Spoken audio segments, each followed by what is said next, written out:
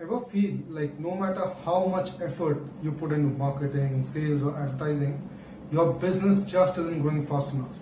You're not alone. Most entrepreneurs make the same critical mistake when trying to grow their business. They try to sell to everyone. They think if I cast a wider net, I'll catch more customers. But the reality, that approach leads to weak messaging, wasted money, and low conversions. Here's my personal quote of what a company is. A company is not defined by the products they sell, but by the problems that they solve. Think about the most successful brands today: Facebook, YouTube, Salesforce, Starbucks. Do you think they become industry leaders by trying to attract everyone from day one? No. They started by serving a highly specific ideal customer profile, ICP. That's what we're going to be breaking down today. I'm going to show you how major companies in the same industry identified completely different ICPs to dominate their niche. Why defining your ICP early is the key to rapid growth, and how you can apply this to your business so you stop wasting time on the wrong customers. Stick around till the end because I'll be giving you a free resource to help you with your go-to-market strategy and also help you define your ideal customer profile. And trust me, this could be the game changer that your business needs. Let's look at some examples of some of the largest companies, more specifically social media platforms that all aim to connect people and connect online. But have you wondered why we don't just have a single dominant social media app? And why do we have Facebook, Instagram, YouTube, Twitter all thrive instead of a single player crushing the rest of them? The answer is each one of these platforms targeted a completely different ideal customer profile and positioned themselves uniquely. Let's break it down. Facebook was originally the college students exclusive network. Early ICP was university students. When Mark Zuckerberg first launched Facebook, it wasn't for everyone. In fact, it was only for Harvard students. His ideal customer profile in the beginning was college students who wanted an exclusive online community to connect with their peers. Harvard only, then Ivy Leagues, then all universities, before expanding to the general public.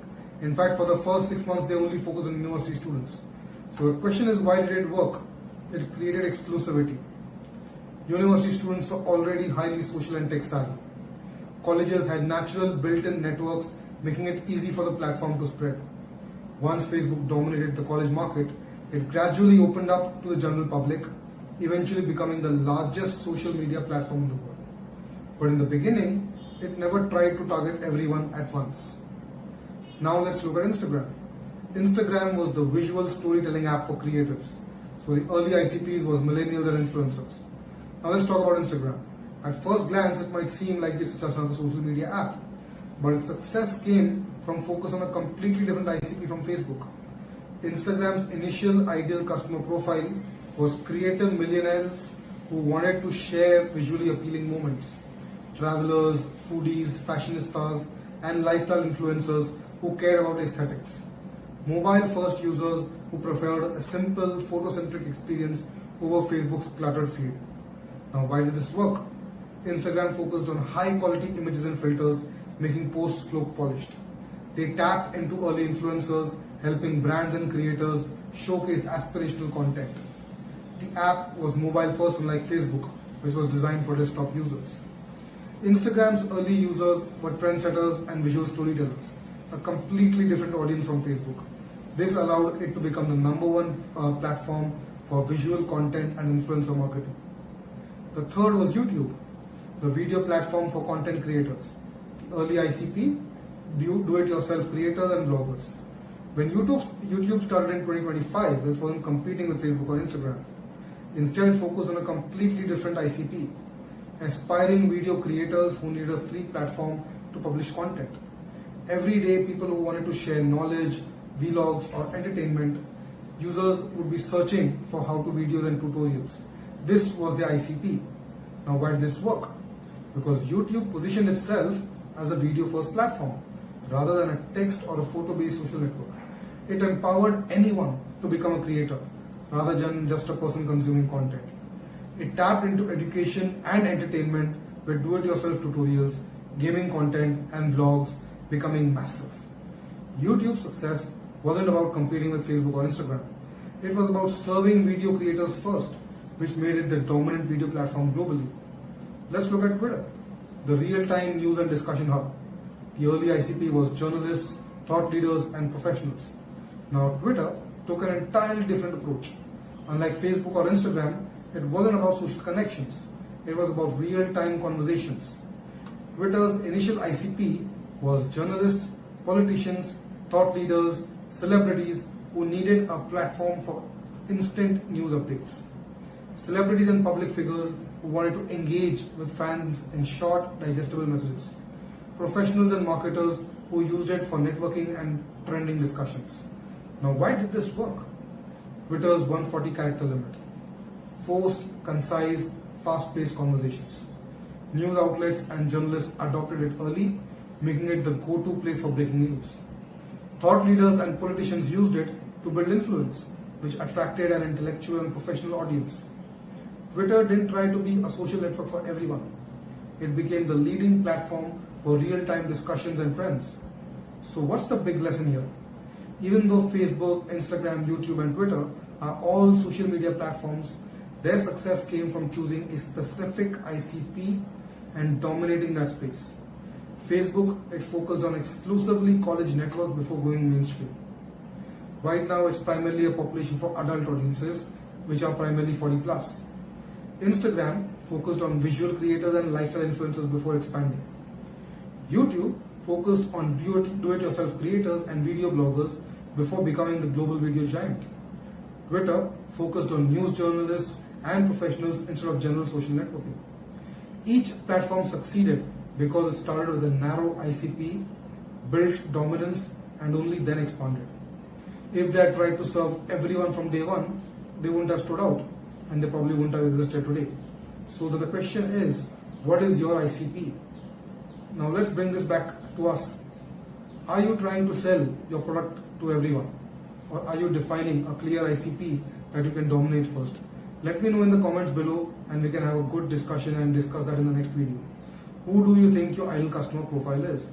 And if you found this valuable, hit the like button, subscribe, and share this with your friends who are entrepreneurs and who need to know about this. And if you want help defining your ICP, check the link in the description below for getting the free masterclass on go-to-market strategy which I've created. Now that we've seen a global example, let's see an example right here at home. Here's a detailed breakdown of the cafe players, adding deeper insights into how Cafe Coffee Day, Barista, and Starbucks each carved out their unique ICP in the Indian coffee market. Indian coffee chains, they are all narrow ICPs in the same market. So you might think coffee is coffee. If one company sells great coffee, why do we need so many different chains? But just like in social media, success in the coffee industry isn't about the product itself. It's about who the product is for. India's cafe culture has exploded in recent years, but the three original chains, Cafe Coffee Day, Barista, and Starbucks, each succeeded by focusing on a specific ideal customer profile. Let's break it down. Cafe Coffee Day, or as we well know as CCD, was the affordable youth hangout spot. First up, we had Cafe Coffee Day, the first major player in India's cafe culture. But here's what's interesting. It wasn't built for coffee connoisseurs. It was built for young and casual meetups. CCD's ideal customer, the ICP, was college students, young professionals who were looking for an affordable social place. Groups of friends and first-time daters who wanted a casual, friendly atmosphere to hang out. Urban and semi-urban areas where there were fewer options for meeting up outside the home. So why did this work? CCD focused on affordable pricing, making it accessible to students and young professionals. It created a hangout culture and not just a coffee shop where people stayed for hours, not just a quick cup of coffee. Instead of ultra premium interiors, CCD designed comfortable spaces, casual spaces with cozy seating and board games. It positioned itself as the go-to-market place for first dates, job interviews, and casual group meetings. CCD's success wasn't about selling coffee. It was about selling an accessible social experience. That's why it became the largest coffee chain in India with over 1,000 plus outlets. Next up, we have Barista. Barista is the premium Italian coffee experience for professionals. Now, while CCD focused on students and casual drinkers, Barista took a completely different approach. It positioned itself as India's premium Italian-style cafe. Barista's ICP was corporate professionals and business executives who valued authentic, high-quality coffee. coffee enthusiasts looking for an Italian-style espresso experience, affluent urban customers willing to pay more for a premium cafe experience. Now, why did this work? Barista brought authentic Italian espresso culture to India, differentiating itself from CCD's casual social setting. It focused on high-quality coffee beans and expert brewing techniques, appealing to coffee purists. Positioned itself in prime business districts and high-end locations catering to working professionals. Designed outlets with a quieter, more sophisticated ambience, perfect for business meetings and solo work sessions.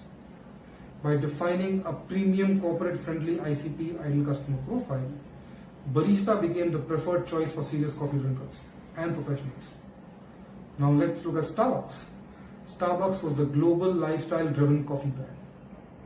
Starbucks, when it entered the Indian market in 2012, it didn't try to compete with CCD's affordability or Barista's Italian coffee experience. Instead, it positioned itself as a premium lifestyle brand. Starbucks ICP, upper middle class professionals and high income consumers who valued brand experience over price. Lifestyle driven customers who saw Starbucks as a status symbol rather than just a coffee shop. Freelancers and remote workers, startup founders who are looking for a comfortable third place or an alternative to their co-working space between the home and the office. So now the question is, why did this work? Starbucks focused on premium pricing and customization. People were willing to pay more for branded beverages like caramel macchiatos and pumpkin spice lattes. It created a third place culture, not just a cafe, but a space where customers worked, studied and socialized. It tapped into an aspirational branding, making Starbucks a symbol of success and global lifestyle. It designed stores with modern interiors, free Wi-Fi and cozy seating, making it the go-to choice for remote workers, entrepreneurs and professionals. And today, as we know, a lot of founders use this as a co-working space for them. By catering to a high-end brand-conscious ICP, Starbucks became a status-driven coffee brand in India, despite being significantly more expensive than CCD and Barista. Now let's look at the bigger picture. Why did all three brands succeed in India's coffee market, despite selling the same product? Cafe Coffee Day, CCD, focused on affordable social meetups for students and young professionals. Barista targeted corporate professionals and coffee purists with a premium Italian cafe experience. Starbucks, it positioned itself as a global lifestyle brand for high-income customers, remote workers, and founders who use this as a co-working space. So same industry, same product, three different ICPs, which led to three unique paths to success. If CCD had tried to be as premium as Starbucks, or if Starbucks had tried to be as affordable as CCD, both would have failed. So the lesson is, your business doesn't need to serve everyone. It needs to serve the right audience better than anyone else in the market. So, what is your ICP? Now I want to hear from you. Who is your ICP? Are you crystal clear on whom you serve? Drop a comment below. Let me know in the comments who exactly are you serving and which coffee brand do you resonate with most and why. If you found this content valuable, hit the like button, subscribe button and share this with a fellow entrepreneur who needs help with growing their business. If you need help defining your ICP, check the link in the description below for my free go-to-market strategy masterclass, which includes the ICP as well and the link to my page, the one-page go-to-market strategy. See you in the next video. Take care. Bye-bye.